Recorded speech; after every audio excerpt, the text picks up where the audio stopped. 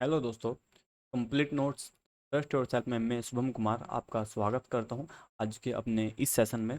और मैं आज आपके सामने लेके आया हूं एक बहुत ही इंपॉर्टेंट क्वेश्चन जो कि है हमारा सालभाई की संधि से रिलेटेड।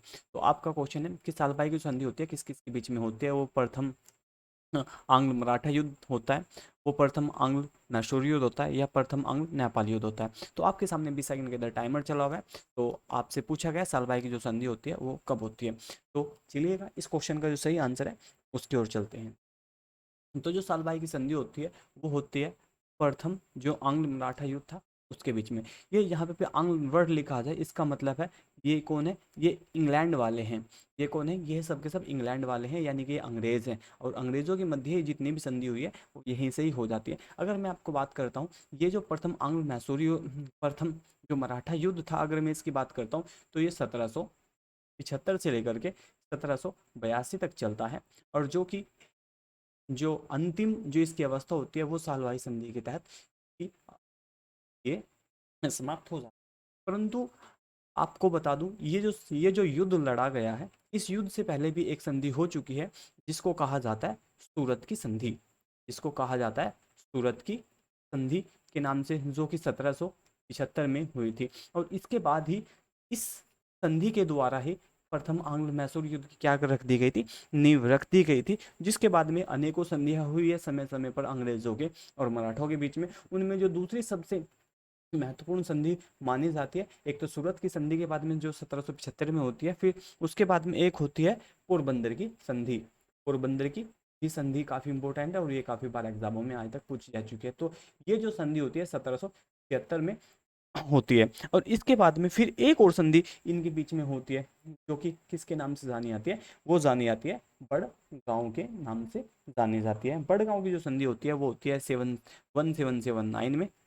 अगर मैं बात करता हूँ फिर जो इसके बाद की जो सबसे बाद की जो चौथी संधि होती है वो होती है हमारी कौन सी, सालबाई की संधि। अगर मैं बात करता हूँ तो ये जो सालबाई की संधि है इसका जो संबंध है वो किन किन से है। अगर मैं बात करता हूँ ये कह लो कि ये जो संधि हुई है ये किस किस के मध्य हुई है। तो ये उस टाइम में मराठा जो पेशवा था महादी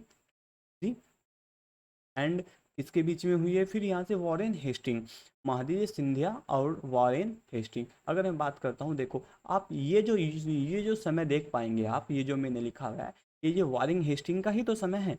वॉरेन हेस्टिंग ने जो ये वॉरेन हेस्टिंग्स जो कि उस वक्त क्या था, कंपनी का गवर्नर जनरल था इंडिया में। तो ये सब कुछ जो संधि होती है, सूरत की संधि हो गई है 1775 में, तो ये भी कहीं ना कहीं अंग्रेजों के बीच में हुई है। और जस्ट अगर मैं बात करता हूँ ये जो संधि हुई है, जो सबसे इम्पोर्टेंट बात है, आपसे कभी कभी ये पूछ लेता है कि ये आखिरकार सालबाई की जो संधि है वो कब समाप्त हुई थी। तो मैं बता दूं वो जो जब सेकंड वार होती है, यानी कि सेकंड वर्ल्ड वॉर की बात नहीं कर रहा मैं, जब सेकंड वॉर होती है यानी कि जो दूसरी लड़ाई होती है मराठा और अंग्रेजों के बीच में, तो तब ये जो संधि होती है उसको समाप्त मान लिया जाता है। तो ये अंग्रेज इसका उल्लंघन करते हैं, और अंग्रेजों ने जो इसका उल्लंघन किया था, अंग्रेजों ने इसका जो उल्लंघन किया था, जस्ट मैं पेज ले लेता हूँ। जो अंग्रेजों ने जो द्वितीय मराठा जो द्वितीय अंग्रेजों का और मराठों का जो युद्ध था, उसके उसके साथ में कब से कब तक का था ये युद्ध। तो 1802 में ये युद्ध स्टार्ट होता है, और 1802 में जो अंग्रेजों ने संधि शुरू की थी वहां से, और ये 1803 से लेकर के 1805 तक ये युद्ध लगातार चलता है।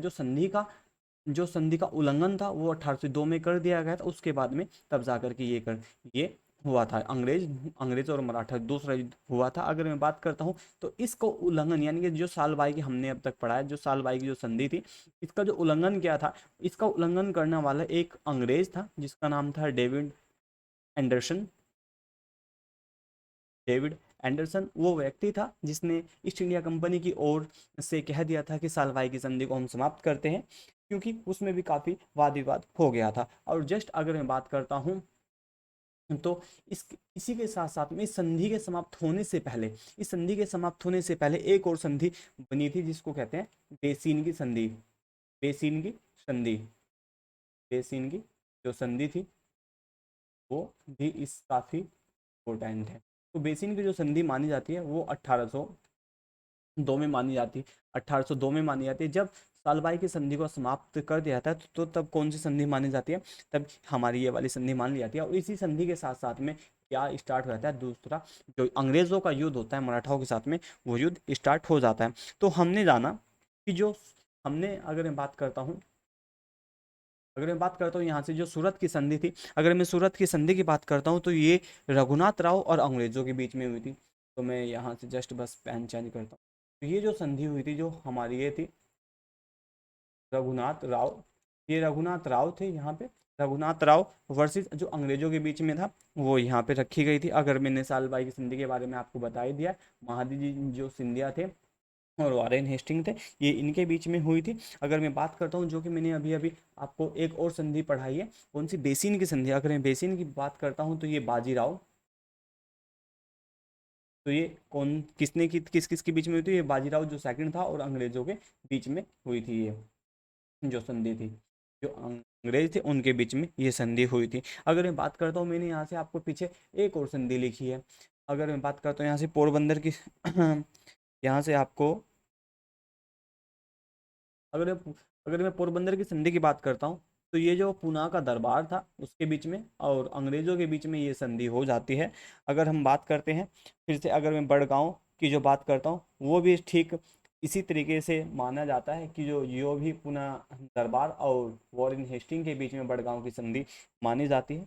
और ये कुछ महत्वपूर्ण संधियाँ जो कि आपको याद रखनी है, एक तो सालबाई की संधि, एक सूरत की संधि, एक पोरबंदर की संधि, और दूसरी हमारे पास में बेसिन की संधि काफ़ी इंपॉर्टेंट हो जाती है। और ये कब इसका उल्लंघन किया था, ये काफ़ी इंपॉर्टेंट है। इसका जो उल्लंघन किया गया था सालबाई की संधि का, 1802 में इसका उल्लंघन कर दिया गया था और उसी के साथ में द्वितीय मराठा युद्ध स्टार्ट, द्वितीय आंग्ल मराठा युद्ध स्टार्ट माना जाता है।